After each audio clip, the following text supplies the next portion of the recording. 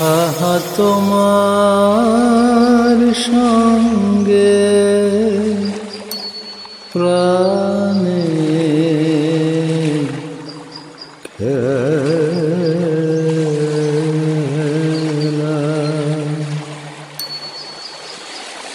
আহা তোমার সঙ্গে প্রাণে খেলা।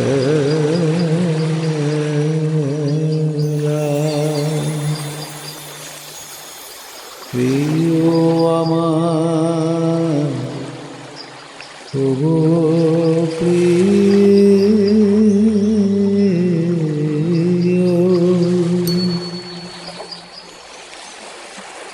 বড়তলা পরাণ আমার খেলাতে হার মানবে কি?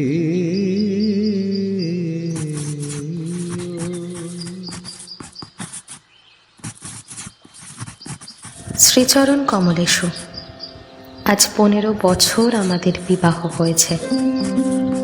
আজ পর্যন্ত তোমাকে চিঠি লিখিনি। চিরদিন কাছেই পড়ে আছি। মুখের কথা অনেক শুনেছ, আমিও শুনেছি। চিঠি লিখবার মতো ফাঁকটুকু পাওয়া যায়নি। আজ আমি এসেছি তীর্থ করতে শ্রীক্ষেত্রে। তুমি আছো তোমার আপিসের কাজে। শামুকের সঙ্গে খোলসের যে সম্বন্ধ, কলকাতার সঙ্গে তোমার তাই। সে তোমার দেহ মনের সঙ্গে এঁটে গিয়েছে। তাই তুমি আপিসে ছুটির দরখাস্ত করলে না। বিধাতার তাই অভিপ্রায় ছিল, তিনি আমার ছুটির দরখাস্ত মঞ্জুর করেছেন। আমি তোমাদের মেজ বউ। আজ 15 বছরের পরে এই সমুদ্রের ধারে দাঁড়িয়ে জানতে পেরেছি, আমার জগৎ এবং জগদীশ্বরের সঙ্গে আমার এক অন্য সম্বন্ধ আছে। তাই আজ সাহস করে এই চিঠিখানি লিখছি। এ তোমাদের মেজ বউয়ের চিঠি নয়। তোমাদের সঙ্গে আমার সম্বন্ধ কপালে যিনি লিখেছিলেন, তিনি ছাড়া যখন সেই সম্ভাবনার কথা কেউ আর জানতেন না, সেই শিশু বয়সে আমি আর আমার ভাই একসঙ্গে সান্নিপাতিক জ্বরে পড়ি। আমার ভাইটি মারা গেল, আমি বেঁচে গেলাম। পাড়ার সব মেয়েরাই বলতে লাগলো, মৃণাল মেয়ে কিনা, তাইও বাঁচল। বেটা ছেলে হলে কি আর রক্ষে পেত? চুরি বিদ্যাতে জম পাকা, দামি জিনিসের পরেই তার লোভ। আমার মরণ নেই, সেই কথাটাই ভালো করে বুঝিয়ে বলবার জন্যে এই চিঠিখানি লিখতে বসেছি। যেদিন তোমাদের দুঃসম্পর্কের মামা তোমার বন্ধু নীরদকে নিয়ে কোণে দেখতে এলেন, তখন আমার বয়স 12। দুর্গম পাড়াগাঁয়ে আমাদের বাড়ি। সেখানে দিনের বেলায় শেয়াল ডাকে। স্টেশন থেকে 7 ক্রোশ একরা গাড়িতে এসে বাকি 3 মাইল কাঁচা রাস্তায় পালকি করে তবে আমাদের গায়ে পৌঁছানো যায়। সেদিন তোমাদের কি হয়রানি! তার উপরে আমাদের বাঙাল দেশের রান্না, সেই রান্নার প্রহসন আজও মামা ভোলেননি। তোমাদের বড় বউয়ের রূপের অভাব মেজ বউকে দিয়ে পূরণ করবার জন্য তোমার মায়ের একান্ত জিদ ছিল। নইলে এত কষ্ট করে আমাদের গায়ে তোমরা যাবে কেন? বাংলাদেশে পিলে, যকৃৎ, অম্লশূল এবং কোণের জন্যে তো কাউকে খোঁজ করতে হয় না। তারা আপনি এসে চেপে ধরে, কিছুতে ছাড়তে চায় না। বাবার বুক দূর দূর করতে লাগলো। মা দুর্গা নাম জপ করতে লাগলেন। শহরের দেবতাকে পাড়া গায়ের পূজারি কি দিয়ে সন্তুষ্ট করবে? মেয়ের রূপের ওপরই ভরসা, কিন্তু সেই রূপের গুমর তো মেয়ের মধ্যে নেই। যে ব্যক্তি দেখতে এসেছে সে তাকে যে দামই দেবে তাই তার দাম। তাই তো হাজার রূপে গুণেও মেয়ে মানুষের সংকোচ কিছুতে ঘোচে না। সমস্ত বাড়ির, এমনকি সমস্ত পাড়ার এই আতঙ্ক আমার বুকের মধ্যে পাথরের মতো চেপে বসল। সেদিনকার আকাশের যত আলো এবং জগতের যত শক্তি যেন 12 বছরের একটি পাড়াগেই মেয়েকে দুইজন পরীক্ষকের দুই জোড়া চোখের সামনে শক্ত করে তুলে ধরবার জন্য পেয়াদাগিরি করছিল। আমার কোথাও লুকোবার জায়গা ছিল না। সমস্ত আকাশকে কাঁদিয়ে দিয়ে বাঁশি বাজাতে লাগলো। তোমাদের বাড়িতে এসে উঠলুম। আমার খুঁতগুলি সবিস্তারে খতিয়ে দেখেও গিন্নির দল সকলে স্বীকার করলেন মোটের ওপর আমি সুন্দরী বটে। সে কথা শুনে আমার বড় জায়ের মুখ গম্ভীর হয়ে গেল। কিন্তু আমার রূপের কি দরকার ছিল তাই ভাবি। রূপ জিনিসটাকে যদি কোনো সেকেলে পণ্ডিত গঙ্গা মৃত্তিকা দিয়ে গড়তেন তাহলে ওর আদর থাকতো, কিন্তু ওটা যে কেবল বিধাতা নিজের আনন্দে করেছেন, তাই তোমাদের ধর্মের সংসারে ওর দাম নেই। আমার যে রূপ আছে সে কথা ভুলতে তোমার বেশি দিন লাগেনি, কিন্তু আমার যে বুদ্ধি আছে সেটা তোমাদের পদে পদে স্মরণ করতে হয়েছে। ওই বুদ্ধিটা আমার এতই স্বাভাবিক যে তোমাদের ঘরকন্যার মধ্যে এতকাল কাটিয়েও আজও সে টিকে আছে। আমার মা এই বুদ্ধিটার জন্য বিষম উদ্বিগ্ন ছিলেন। মেয়ে মানুষের পক্ষে এক বালাই। যাকে বাধা মেনে চলতে হবে সে যদি বুদ্ধিকে মেনে চলতে চায় তবে ঠোকর খেয়ে তার কপাল ভাঙবেই। কি করব বলো? তোমাদের ঘরের বউয়ের যতটা বুদ্ধির দরকার বিধাতা অসতর্ক হয়ে আমাকে তার চেয়ে অনেকটা বেশি দিয়ে ফেলেছেন। সে আমি এখন কাকে ফিরিয়ে দিই? তোমরা আমাকে মেয়ে জ্যাঠা বলে দুবেলা গাল দিয়েছ। কটু কথাই হচ্ছে অক্ষমের সান্ত্বনা। অতএব সে আমি ক্ষমা করলুম। আমার একটা জিনিস তোমাদের ঘরকন্যার বাইরে ছিল, সেটা কেউ তোমরা জানোনি। আমি লুকিয়ে কবিতা লিখতাম। সে ছাইপাশ যাই হোক না, সেখানে তোমাদের অন্দরমহলের পাঁচিল ওঠেনি। সেইখানে আমার মুক্তি, সেইখানে আমি আমার মধ্যে যা কিছু তোমাদের মেজ বউকে ছড়িয়ে রয়েছে সে তোমরা পছন্দ করনি, চিনতে পারোনি। আমি যে কবি এই 15 বছরেও তোমাদের কাছে ধরা পড়েনি। তোমাদের ঘরের প্রথম স্মৃতির মধ্যে সবচেয়ে যেটা আমার মনে জাগছে সে তোমাদের গোয়াল ঘর। অন্দরমহলের সিঁড়িতে উঠবার ঠিক পাশের ঘরেই তোমাদের গরু থাকে।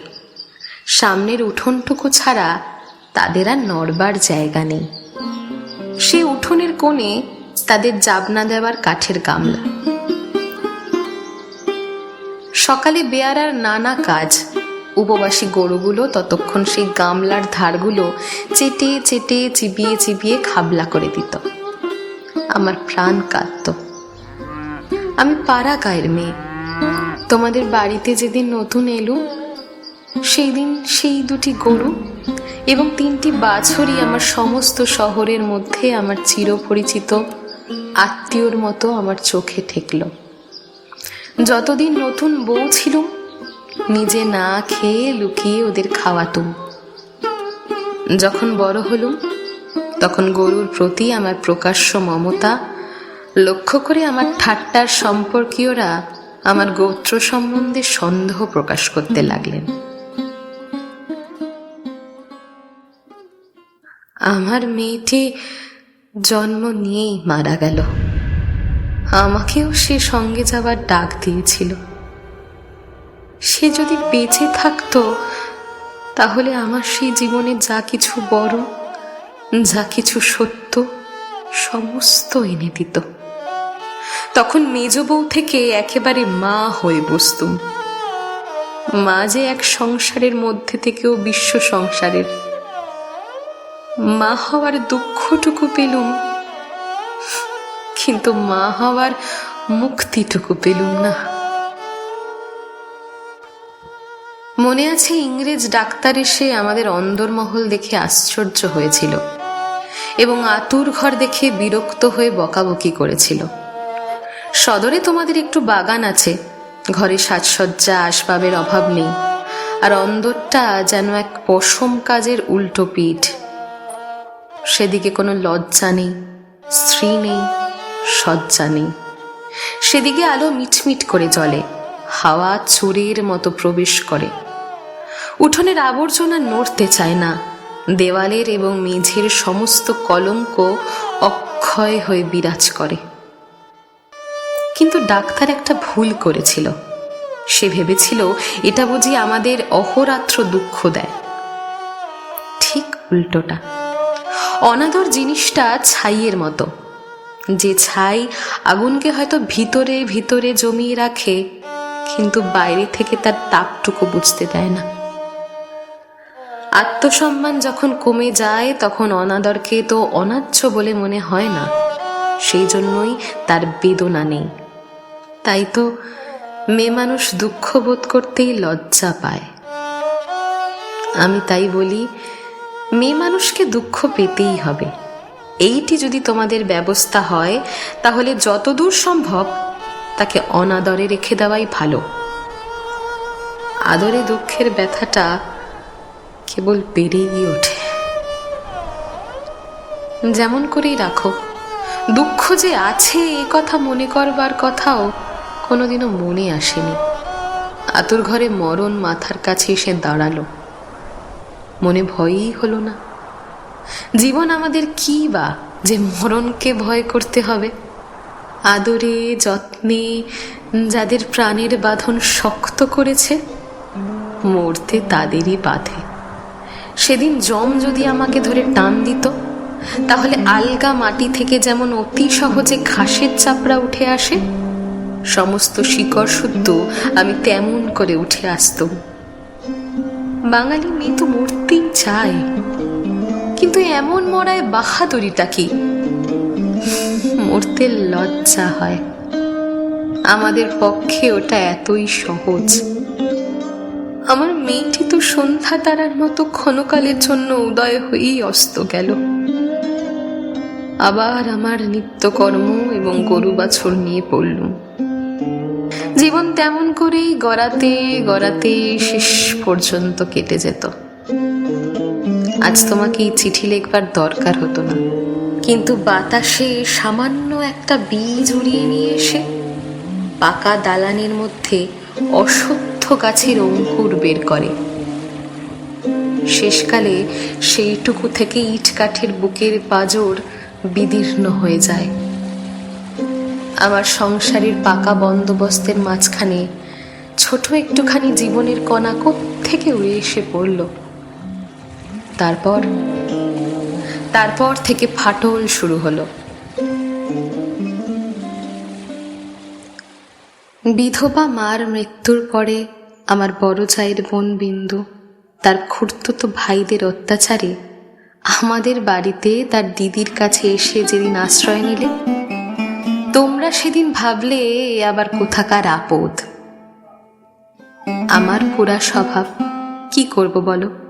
দেখলুম তোমরা সকলেই মনে মনে বিরক্ত হয়ে উঠেছ।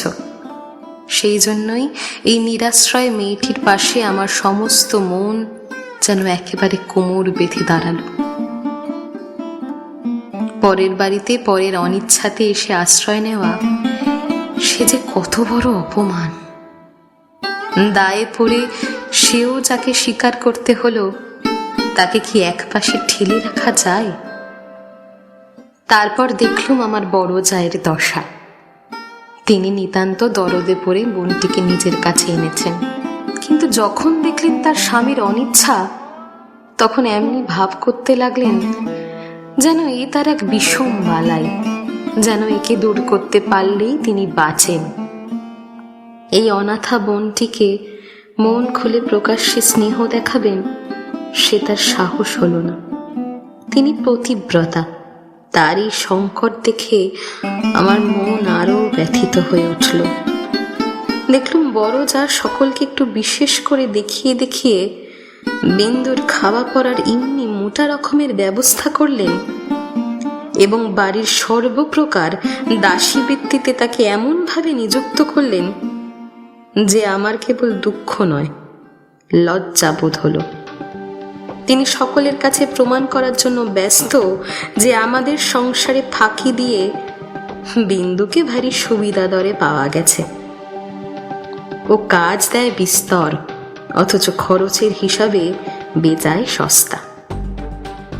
আমাদের বড় জায়ের বাপের বংশের কুল ছাড়া আর বড় কিছু ছিল না, রূপও না, টাকাও না। আমার শ্বশুরের হাতে পায়ে ধরে কেমন করে তোমাদের ঘরে তার বিবাহ হলো সে তো সমস্তই জানো। তিনি নিজের বিবাহটাকে বংশের প্রতি বিষম একটা অপরাধ বলেই চিরকাল মনে জেনেছেন। সেই জন্য সকল বিষয়ে নিজেকে যতদূর সম্ভব সংকুচিত করে তোমাদের ঘরে তিনি অতি অল্প জায়গা জুড়ে থাকেন। কিন্তু তার এই সাধু দৃষ্টান্তে আমাদের বড় মুশকিল হয়েছে। আমি সকল দিকে আপনাকে অত অসম্ভব খাটো করতে পারিনি। আমি যেটাকে ভালো বলে বুঝি আর কারোর খাতিরে সেটাকে মন্দ বলে মেনে নেওয়া আমার কর্ম নয়। তুমিও তার অনেক প্রমাণ পেয়েছ। বিন্দুকে আমি আমার ঘরে টেনে নিলুম। দিদি বললেন, মেজবউ গরিবের ঘরের মেয়ের মাথা ঠিক খেতে বসলেন। আমি যেন একটা বিষম বিপদ ঘটালুম। এমনি ভাবে তিনি সকলের কাছে নালিশ করে বেড়ালেন। কিন্তু আমি নিশ্চয়ই জানি তিনি মনে মনে বেঁচে গেলেন। এখন দোষের বোঝা আমার ওপরই পড়ল। তিনি বোনকে নিজে যে স্নেহ দেখাতে পারতেন না, আমাকে দিয়ে সেই স্নেহটুকু করিয়ে নিয়ে তার মনটা হালকা হলো। আমার বড় যা বিন্দুর বয়স থেকে 2-4টে অঙ্ক বাদ দিতে চেষ্টা করতেন, কিন্তু তার বয়স যে 14 কম ছিল না, এই কথা লুকিয়ে বললে অন্যায় হতো না। তুমি তো জানো সে দেখতে এতই মন্দ ছিল যে পড়ে গিয়ে সে যদি মাথা ভাঙতো তবে ঘরের মেঝেটার জন্যই লোকে উদ্বিগ্ন হতো।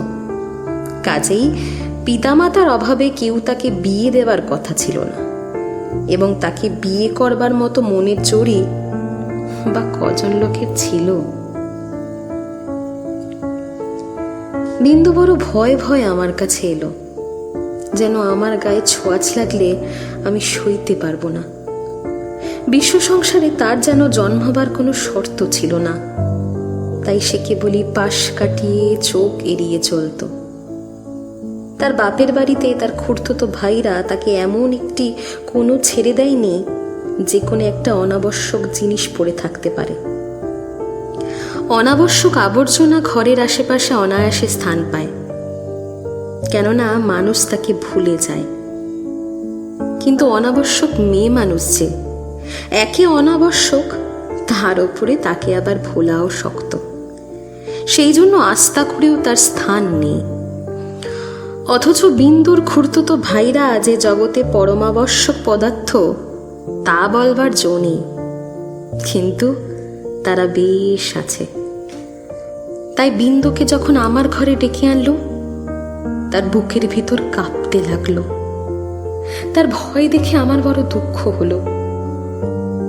আমার ঘরে যে তার একটুখানি জায়গা আছে, এই কথাটি আমি অনেক আদর করে তাকে বুঝিয়ে দিলাম। কিন্তু আমার ঘর তো শুধু আমারই ঘর নয়, কাজেই আমার কাজটি সহজ হলো না। 2-4 দিন আমার কাছে থাকতেই তার গায়ে লাল লাল কি উঠল। হয়তো সে ঘামাচি, নয়তো বা আর কিছু হবে। তোমরা বললে বসন্ত, কেননা ও যে বিন্দু।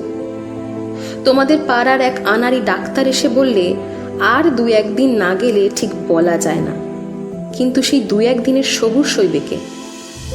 বিন্দুর তো ব্যামর লজ্জাতেই মরবার জো হলো। আমি বললুম, বসন্ত হয়েছে তো হোক, আমি আমাদের সেই আতুর ঘরে ওকে নিয়ে থাকবো, আর কাউকে কিছু করতে হবে না। এই নিয়ে আমার উপরে তোমরা যখন সকলে মার মূর্তি ধরেছ, এমনকি বিন্দুর দিদিও যখন অত্যন্ত বিরক্তিকর ভান করে পোড়া কপালি মেয়েটাকে হাসপাতালে পাঠাবার প্রস্তাব করেছেন, এমন সময় ওর গায়ের সমস্ত লাল দাগ একদম মিলিয়ে গেল। তোমরা দেখি তাতে আরো ব্যস্ত হয়ে উঠলে, বললে নিশ্চয়ই বসন্ত বসে গিয়েছে। কেননা ও যে বিন্দু, অনাদরে মানুষ হবার একটা মস্ত বড় গুণ, শরীরটাকে তাতে একেবারে অজর অমর করে তোলে। ব্যায়ামও হতেই চায় না, মরার সদর রাস্তাগুলো একেবারেই বন্ধ। রোগ তাই ওকে ঠাট্টা করে গেল, কিছুই হলো না। কিন্তু এটা বেশ বোঝা গেল, পৃথিবীর সবচেয়ে অকিঞ্চিতকর মানুষকে আশ্রয় দেওয়াই সবচেয়ে কঠিন। আশ্রয়ের দরকার যার যত বেশি, আশ্রয়ের বাধাও তেমনি বিষম। আমার সম্বন্ধে বিন্দুর ভয় যখন ভাঙল, তখন ওকে আরো এক গেরোয় ধরল। আমাকে এমনি ভালোবাসতে শুরু করলে যে আমায় ভয় ধরিয়ে দিলে। ওর ভালোবাসার এমন মূর্তি সংসারে তো কোনোদিনও দেখিনি। বইতে পড়েছি বটে, সেও মেয়ে পুরুষের মধ্যে। আমার যে রূপ ছিল সে কথা আমার মনে করবার কোনো কারণ ঘটেনি বহুকাল। কিন্তু এতদিন পরে সেই রূপটা নিয়ে পড়ল এই কুশ্রী মেয়েটি। আমার মুখ দেখে তার চোখের আশ মিটত না, বলতো আমার মুখখানি যেন সে ছাড়া আর কেউ দেখেনি। যেদিন আমি নিজের চুল নিজে বাঁধতুম, সেদিন তার ভারী অভিমান। আমার চুলের বোঝা দুই হাতে নিয়ে নাড়তে নাড়তে তার ভারী ভালো লাগতো। কোথাও নিমন্ত্রণে যাওয়া ছাড়া আমার সাজগোজের তো দরকার ছিল না, কিন্তু বিন্দু আমাকে অস্থির করে রোজই কিছু না কিছু সাজ করাতো। মেয়েটা আমাকে নিয়ে একেবারে পাগল হয়ে উঠল। তোমাদের অন্দরমহলে কোথাও জমি এক ছটাক নেই। উত্তরের পাঁচিলের গায়ে নর্দমার ধারে কোনো এক গতিতে গাব গাছ জন্মেছে একটা। যেদিন দেখতুম সেই গাব গাছের নতুন পাতাগুলি রাঙা টকটকে হয়ে উঠেছে, সেদিন জানতুম ধরাতলে বসন্ত এসেছে বটে। আমার ঘরকন্যার মধ্যেই ওই অনাবৃত মেয়েটির চিত্ত যেদিন আগাগোড়া এমন রঙিন হয়ে উঠল, সেদিন আমি বুঝলুম হৃদয়ের জগতেও একটা বসন্তের হাওয়া আছে। সে কোন স্বর্গ থেকে আসে, গলির মোড় থেকে আসে না। বিন্দুর ভালোবাসার দুঃসহ বেগে আমাকে অস্থির করে তুলেছিল। একবার তার উপর রাগ হতো, সে কথা স্বীকার করি, কিন্তু তার এই ভালোবাসার ভিতর দিয়ে আমি আপনার একটু স্বরূপ দেখতে পেলুম, যা আমি জীবনে আর কোনোদিন দেখিনি। সে আমার মুক্ত স্বরূপ। এদিকে বিন্দুর মতো মেয়েকে আমি যে এতটা আদর যত্ন করছি, এ তোমাদের অত্যন্ত বাড়াবাড়ি বলে ঠেকল। এজন্যে খুঁতখুত খিটখিটের অন্ত ছিল না। যেদিন আমার ঘর থেকে বাজুবন্ধ চুরি গেল, সেই দিন সেই চুরিতে বিন্দুর যে কোনো রকমের হাত ছিল, এ কথার আভাস দিতে তোমাদের লজ্জা হলো না। যখন স্বদেশী হাঙ্গামায় লোকের বাড়িতে তল্লাশি হতে লাগলো, তখন তোমরা অনায়াসে সন্দেহ করে বসলে যে বিন্দু পুলিশের পোষা মেয়ে চর। তার আর কোনো প্রমাণ ছিল না, কেবল একটাই প্রমাণ ছিল, ও বিন্দু।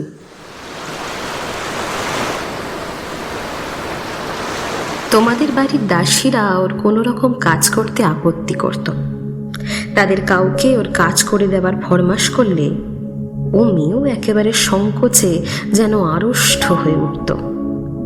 এই সকল কারণেই ওর জন্য আমার খরচ বেড়ে গেল। আমি বিশেষ করে একজন আলাদা দাসী রাখলাম। সেটা তোমাদের ভালো লাগেনি। বিন্দুকে আমি যেসব কাপড় পরতে দিতুম, তা দেখে তুমি এত রাগ করেছিলে যে আমার হাত খরচের টাকা বন্ধ করে দিলে। তারপর দিন থেকে আমি 5 শিকে দামের জোড়া মোটা কোড়া কলের ধুতি পরতে আরম্ভ করে দিল। আর মতির মা যখন আমার এঁটোর ভাতের থালা নিয়ে যেতে এলো, তাকে বারণ করে দিলুম। আমি নিজে উঠোনের কলতলায় গিয়ে এঁঠো ভাত বাছুরকে খাইয়ে বাসন মেজেছি। একদিন হঠাৎ সেই দৃশ্য দেখে তুমি খুব খুশি হওনি। আমাকে খুশি না করলেও চলে, আর তোমাদের খুশি না করলেই নয়, এই সুবুদ্ধিটা আজ পর্যন্ত আমার ঘটে এলো না। এদিকে তোমাদের রাগও যেমন বেড়ে উঠছে, বিন্দুর বয়সও তেমনি বেড়ে চলছে। সেই স্বাভাবিক ব্যাপারে তোমরা অস্বাভাবিক রকম বিব্রত হয়ে উঠেছিলে। একটা কথা মনে করি আমি আশ্চর্য হই, তোমরা জোর করে কেন বিন্দুকে তোমাদের বাড়ি থেকে বিদায় করে দাওনি? আমি বেশ বুঝি তোমরা আমাকে মনে মনে ভয় করো। বিধাতা যে আমাকে বুদ্ধি দিয়েছিলেন, ভিতর ভিতর তার খাতির না করে তোমরা বাঁচো না। অবশেষে বিন্দুকে নিজের শক্তিতে বিদায় না করতে পেরে তোমরা প্রজাপতি দেবতার শরণাপন্ন হলে। বিন্দুর বর ঠিক হলো। বড় যা বললেন, বাঁচলুম, মা কালী আমাদের বংশের মুখ রক্ষা করলেন। বর কেমন তা জানি না, তোমাদের কাছে শুনলুম সকল বিষয় আশয়ে ভালো। বিন্দু আমার পা জড়িয়ে ধরে কাঁদতে লাগলো, বললে, দিদি, আমার আবার বিয়ে করা কেন? আমি তাকে অনেক বুঝিয়ে বললুম, বিন্দু তুই ভয় করিস নে, শুনেছি তোর বর ভালো। বর যদি ভালো হয় তো আমার কি আছে যে সে আমাকে পছন্দ করবে? বরপক্ষেরা বিন্দুকে তো দেখতে আসবারও নাম করলে না। বড় দিদি তাতে বড় নিশ্চিন্ত হলেন। কিন্তু দিদি রাতে বিন্দুর কান্না আর থামতে চায় না। সে তার কি কষ্ট সে আমি জানি। বিন্দুর জন্য আমি সংসারে অনেক লড়াই করেছি, কিন্তু ওর বিবাহ বন্ধ করা হোক এই কথা বলবার সাহস হলো না। কিসের জোরেই বা বলবো? আমি যদি মরে যাই ওর যে কি দশা হবে। একেই তো মেয়ে, তাতে কালো মেয়ে, কার ঘরে চললো ওর কি দশা হবে সে কথা না ভাবাই ভালো। ভাবতে গেলে প্রাণ কেঁপে ওঠে। বিন্দু বললে, দিদি, বিয়ের আর 5টা দিন আছে, এর মধ্যে আমার মরণ হলে আমি বাঁচি। আমি তাকে খুব করে ধমকে দিলুম, কিন্তু অন্তর্যামী জানেন যদি কোনো সহজভাবে বিন্দুর মৃত্যু হতে পারত তাহলে আমি আরাম বোধ করতুম। বিবাহের আগের দিন বিন্দু তার দিদিকে গিয়ে বললে, দিদি, আমি তোমাদের গোয়াল ঘরে পড়ে থাকবো, তোমরা আমাকে যা বলবে আমি তাই করব। দিদি, তোমার পায়ে পড়ে দিদি, এমন ভাবে আমাকে ফেলে দিও না, ফেলে দিও না। কিছুকাল থেকে লুকিয়ে লুকিয়ে দিদির চোখ দিয়ে জল পড়ছিল। সেদিনও পড়ল, কিন্তু শুধু তো হৃদয় নয়, শাস্ত্রও আছে। তিনি বললেন, জানিস তো বিন্দি, পতি হচ্ছে স্ত্রীলোকের গতি মুক্তি সব। কপালে যদি দুঃখ থাকে তো কেউ খণ্ডাতে পারবে না। আসল কথা হচ্ছে কোনো দিকে কোনো রাস্তাই নেই। বিন্দুকে বিবাহ করতেই হবে, তারপরে যা হয় হোক। আমি চেয়েছিলাম বিবাহটা যাতে আমাদের বাড়িতেই হয়, কিন্তু তোমরা বলে বসলে বরের বাড়িতেই হওয়া চাই, সেটা তাদের মৌলিক প্রথা। আমি বুঝলুম বিন্দুর বিবাহের জন্য যদি তোমাদের খরচ করতে হয় তবে সেটা তোমাদের গৃহদেবতা কিছুতেই সইবে না। কাজে চুপ করে যেতে হলো। কিন্তু একটা কথা তোমরা কেউ জানো না, দিদিকে জানাবার ইচ্ছা ছিল কিন্তু জানাইনি, কেননা তাহলে তিনি ভয়েই মরে যেতেন। আমার কিছু কিছু গয়না দিয়ে আমি লুকিয়ে বিন্দুকে সাজিয়ে দিয়েছিলাম, বোধ করি দিদির চোখে সেটা পড়ে থাকবে, কিন্তু সেটা তিনি দেখেও দেখেননি। দোহাই ধর্মের, সেজন্য তোমরা তাকে ক্ষমা করো। যাওয়ার আগে বিন্দু আমাকে জড়িয়ে ধরে বললে, আমাকে তোমরা তাহলে নিতান্তই ত্যাগ করলে, তাই তো? না বিন্দি, তোর যেমন দশাই হোক না কেন আমি তোকে শেষ পর্যন্ত ত্যাগ করব না মা।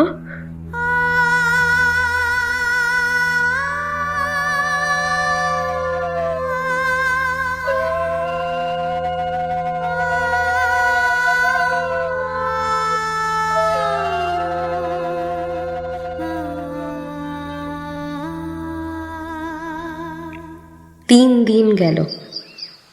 তোমাদের তালুকের প্রজা খাবার জন্য তোমাকে যে ভেড়া দিয়েছিল, আমি তাকে তোমার জঠরাগ্নি থেকে বাঁচিয়ে আমাদের একতলার কয়লা রাখবার ঘরে একপাশে বাস করতে দিয়েছিলাম।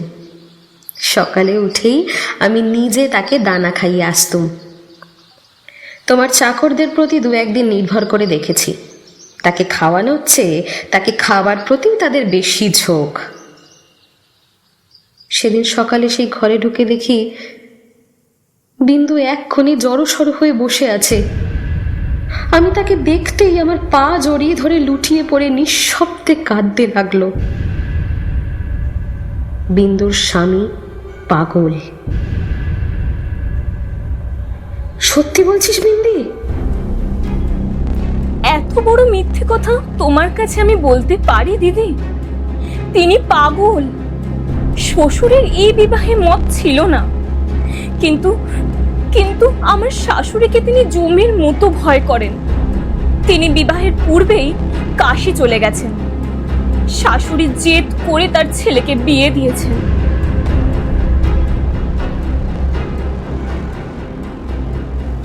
আমি সেই একরাশ করা কয়লার উপর বসে পড়লুম।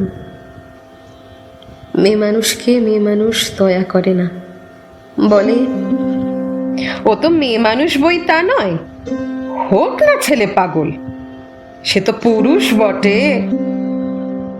বিন্দুর স্বামীকে হঠাৎ পাগল বলে বোঝা যায় না, কিন্তু একদিন সে এমন উন্মাদ হয়ে ওঠে যে তাকে ঘরে তালা বন্ধ করে রাখতে হয়। বিবাহের রাত্রে সে ভালো ছিল, কিন্তু রাত জাগা প্রভৃতি উৎপাতে দ্বিতীয় দিন থেকে তার মাথা একেবারে খারাপ হয়ে উঠল।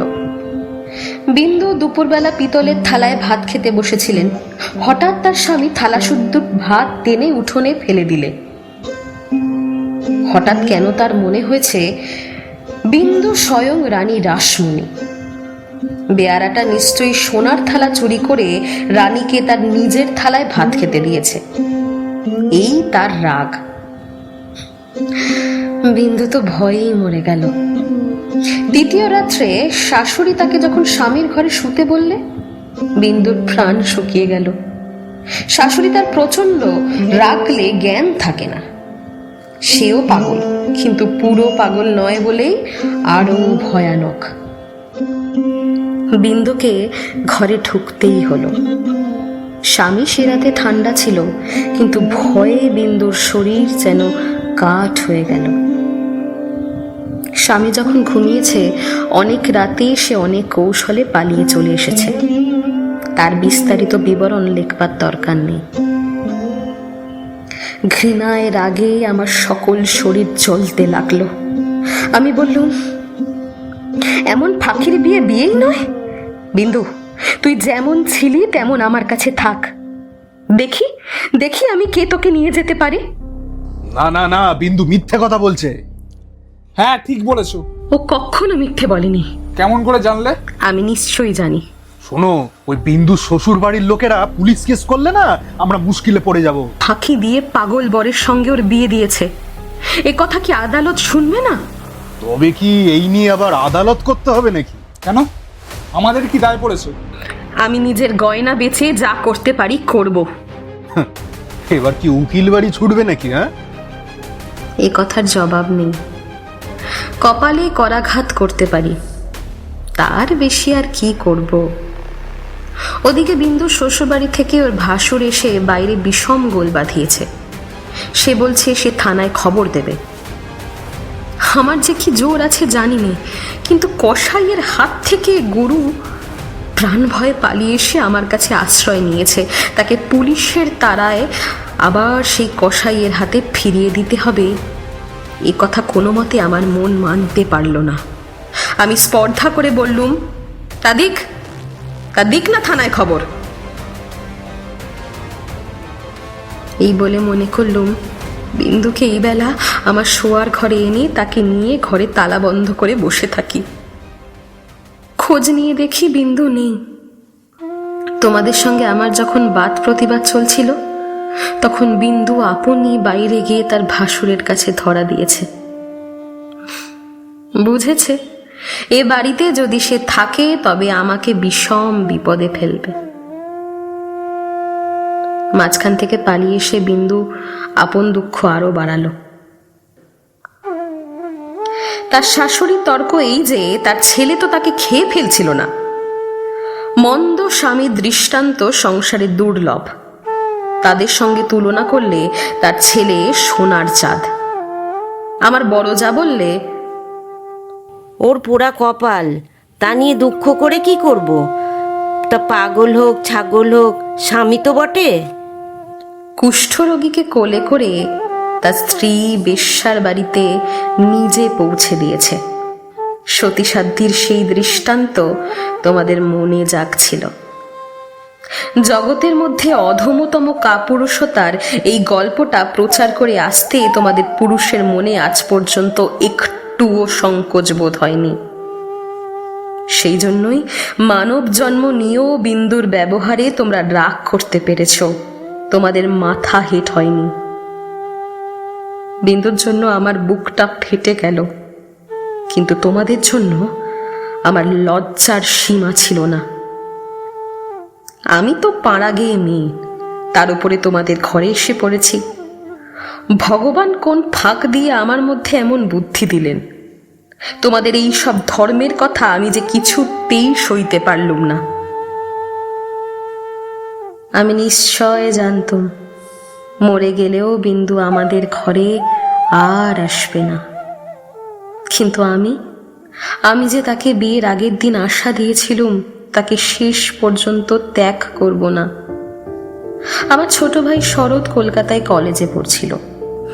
তোমরা জানোই তো, যত রকমের ভলেন্টিয়ারি করা, প্লেগের পাড়ার ইঁদুর মারা, দামোদরের বন্যায় ছোটা, এতেই তার এত উৎসাহ, এত উপরি উপরি। দুবার সে FA পরীক্ষায় ফেল করেও কিছুমাত্র দমে যায়নি। আমি তাকে ডেকে বললুম, বিন্দুর খবর যাতে পাই আমি, তাই তাকে বন্দোবস্ত করে দিতে হবে শরৎ। বিন্দু আমাকে চিঠি লিখতে সাহস করবে না, লিখলেও আমি তা পাবো না। এরকম কাজের চেয়ে আমি যদি তাকে বলতুম বিন্দুকে ডাকাতি করে আনতে কিংবা তার পাগল স্বামীর মাথা ভেঙে দিতে, তাহলে সে হয়তো বেশি খুশি হতো।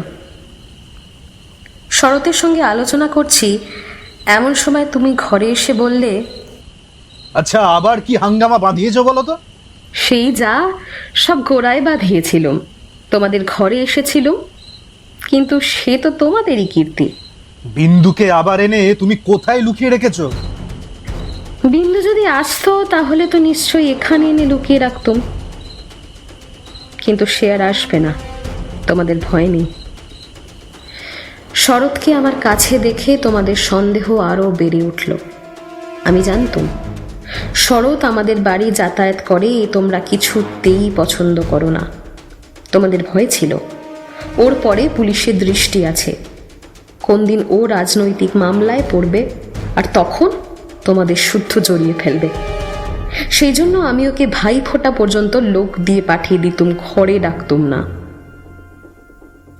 তোমার কাছে শুনলুম বিন্দু আবার পালিয়েছে, তাই তোমাদের বাড়িতে তার ভাসুর খোঁজ করতে এসেছে। শুনে আমার বুকের মধ্যে শেল বিঁধল। হতভাগিনীর সে কি অসহ্য কষ্ট তা বুঝলুম, অথচ কিছু করবারই রাস্তা নেই। শরৎ খবরটা নিতে ছুটল। সন্ধ্যার সময় ফিরে এসে আমাকে বলল, দিদি, খবরখানা শুনেছ? বিন্দু তার খুড়তুতো ভাইদের বাড়ি গিয়েছিল, আর যেতেই তারা যা অশান্তি শুরু করেছে, ওই এক কাপড়ে মেয়েটিকে পুনরায় শ্বশুর বাড়ি পৌঁছে দিয়ে গেছে। যাওয়া আসার ভাড়া ভোগান্তি যা হয়েছে, তার ঝাঁজ এখনও তাদের মন থেকে যায়নি। এরই মধ্যে তোমাদের খুড়িমা শ্রীক্ষেত্রে তীর্থ করতে যাবে বলে তোমাদের বাড়িতে এসে উঠেছেন। আমি তোমাদের বললুম আমিও যাব। আমার হঠাৎ এমন ধর্মে মন হয়েছে দেখে তোমরা এত খুশি হয়ে উঠলে যে কিছুমাত্র আপত্তি করলে না। এ কথাও মনে ছিল যে এখন যদি কলকাতায় থাকি তবে আবার কোন দিন বিন্দুকে নিয়ে ফ্যাসাদ বাড়িয়ে বসবো। আমাকে নিয়ে বিষম ল্যাঠা।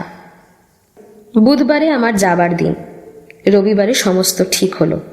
আমি শরৎকে ডেকে বললুম, যেমন করে হোক বিন্দুকে বুধবার পুরী যাওয়ার গাড়িতে তোকে তুলে দিতেই হবে শরৎ।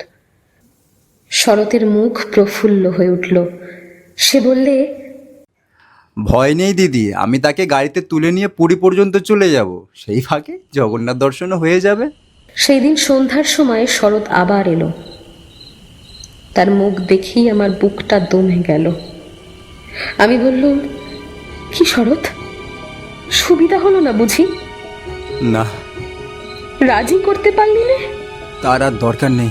কাল রাত্রিরে সে কাপড়ে আগুন ধরিয়ে আত্মহত্যা করেছে। বাড়ির যে ভাইপোটার সঙ্গে ভাব করে নিয়েছিলুম, তার কাছ থেকে খবর পেলুম তোমার নামে সে একটা চিঠিও লিখেছিল, কিন্তু সে চিঠিটা ওরা নষ্ট করে দিয়েছে। যাক, শান্তি হলো। দেশশুদ্ধ লোক চটে উঠল, বলতে লাগলো, মেয়েদের কাপড়ে আগুন লাগিয়ে মরাটা একটা ফ্যাশন হয়ে দাঁড়িয়েছে এখন। তোমরা বললে, দূর দূর, এই সবটাই নাটক। বিন্দিটার পোড়া কপাল বটে। যতদিন বেঁচে ছিল রূপে গুণে কোনোদিনও যশ পায়নি। মরবার বেলাও যে একটু ভেবে চিনতে এমন একটা নতুন ধরনের মরবে যাতে দেশের পুরুষরা খুশি হয়ে হাততালি দেবে, তাও তার ঘটে এলো না। মরেও লোকেদের ছুটিয়ে দিলে। দিদি ঘরের মধ্যে লুকিয়ে কাঁদলেন, কিন্তু সে কান্নার মধ্যে একটা সান্ত্বনা ছিল। যাই হোক না কেন, তবু রক্ষা পেয়েছে। মরেছে বই তো না, বেঁচে থাকলে কি যে হতে পারত।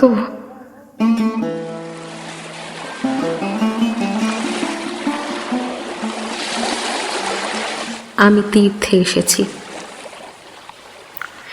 বিন্দুর আর আসবার দরকার হলো না, কিন্তু আমার দরকার ছিল।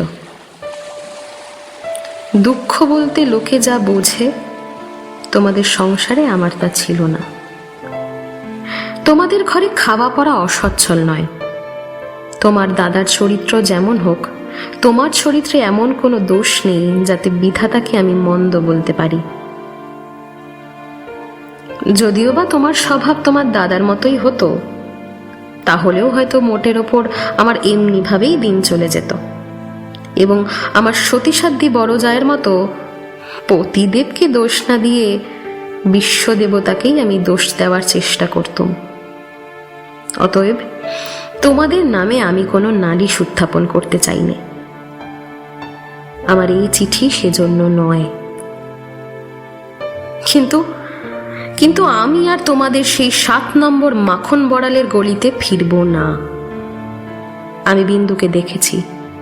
সংসারের মাঝখানে মেয়ে মানুষের পরিচয়টা যে কি আমি তা পেয়েছি, আর আমার দরকার নেই।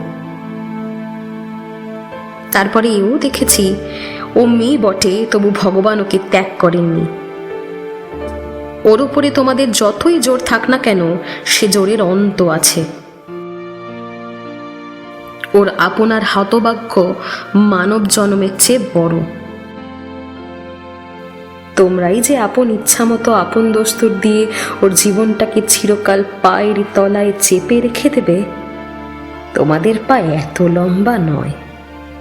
মৃত্যু তোমাদের চেয়ে বড়। সেই মৃত্যুর মধ্যেই সে মহান।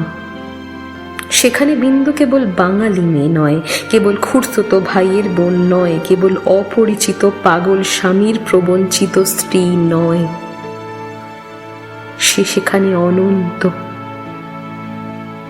সেই মৃত্যুর বাসি এই বালিকার ভাঙা হৃদয়ের ভিতর দিয়ে আমার জীবনের যমুনা পরে যেদিন বাজল, সেদিন প্রথমটা আমার বুকের ভেতর যেন বান বিঁধল। বিধাতাকে জিজ্ঞাসা করলুম, জগতের মধ্যে যা কিছু সবচেয়ে তুচ্ছ, তাই সবচেয়ে কঠিন কেন? এই গলির মধ্যকার চারিদিকের প্রাচীর তোলা নিরানন্দের মধ্যে অতি সামান্য বুদ্বুদটা এমন ভয়ঙ্কর বাধা কেন? তোমার বিশ্বজগৎ তার 6 ঋতুর সুধা পাত্র হাতে করে যেমন করেই ডাক দিক না কেন, এক মুহূর্তের জন্য কেন আমি এই অন্দর মহলটার এইটুকু মাত্র চৌকাঠ পেরোতে পারিনি? তোমার এমন ভুবনে আমার এমন জীবন নিয়ে কেন ওই তুচ্ছ ইট কাঠের আড়ালটার মধ্যেই আমাকে তিলে তিলে মরতে হবে? কত তুচ্ছ আমার এই প্রতিদিনের জীবনযাত্রা, কত তুচ্ছ এই সমস্ত বাধা, নিয়ম বাধা, অভ্যাস বাধা বলি, এর সমস্ত বাধা মার। কিন্তু শেষ পর্যন্ত সেই দীনতার নাকপাশ বন্ধনেরই হবে জিত, আর হার হলো তোমার নিজের সৃষ্টি ওই আনন্দলোকের। কিন্তু মৃত্যুর বাঁশি বাজতে লাগলো। কোথায় রে রাজমিস্ত্রির করা দেয়াল, কোথায় রে তোমাদের গেরো আইন দিয়ে গড়া কাটার বেড়া? কোন দুঃখে কোন অপমানে মানুষকে বন্দি করে রেখে দিতে পারে? ওই তো মৃত্যুর হাতে জীবনের জয় পতাকা উড়ছে। ওরে মেজ বউ, ভয় নেই তোর? তোর মেজ বউয়ের খোলস ছিন্ন হতে এক নিমেষও লাগে না।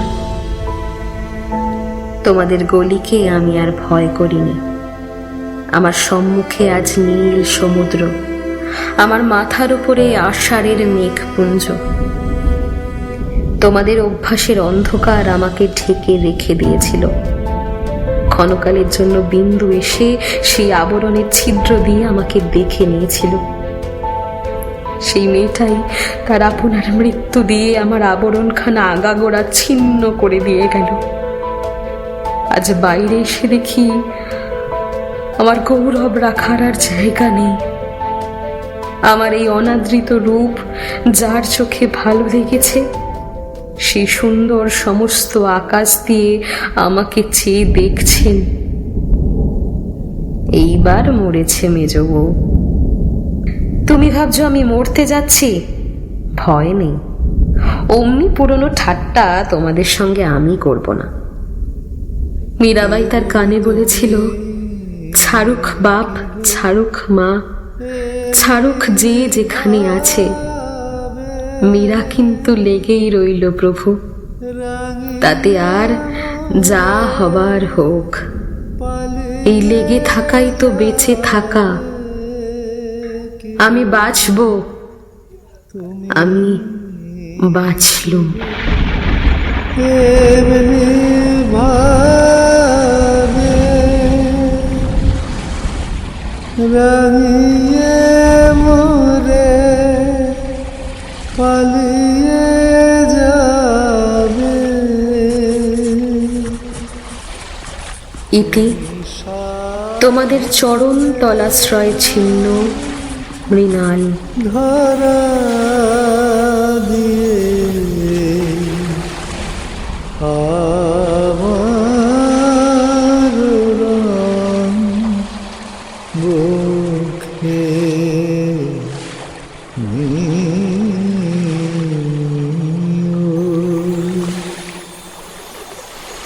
এই হৃদ কমলে রাঙারে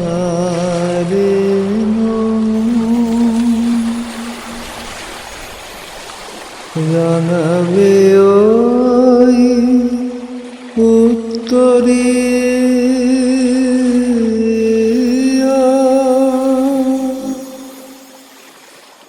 আহা তোমার সঙ্গে।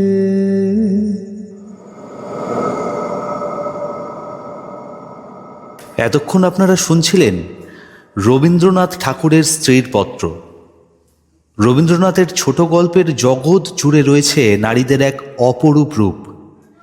এই আগস্ট মাস জুড়ে আমরা আপনাদের শুনিয়েছি বিভিন্ন নারীর জীবনের সুখ দুঃখ, সংগ্রাম ও অনুভূতির গল্প। আর আজকের এই শেষ পর্বে স্ত্রীর পত্রের মৃণাল যেন সেই নারীত্বেরই এক সাহসী প্রতিরূপ। সমাজের চোখে আঙুল দিয়ে দেখিয়ে দেওয়া তার স্বাধিকারের লড়াই। গল্পটি আপনাদের কেমন লেগেছে অবশ্যই আমাদের কমেন্ট করে জানাবেন। আমরা আবারও ঠিক ফিরে আসব আগামী শনিবার ঠিক সন্ধ্যে 6টায় নতুন একটি রোমহর্ষক গল্প নিয়ে। ততক্ষণ পর্যন্ত সঙ্গে থাকুন শুনতে থাকুন বং বং প্রেজেন্ট স্টোরি কুটির এক ঘর গল্প। আর হ্যাঁ, ভালো লাগলে লাইক, কমেন্ট, শেয়ার এবং চ্যানেলটিকে সাবস্ক্রাইব করতে ভুলবেন না কিন্তু।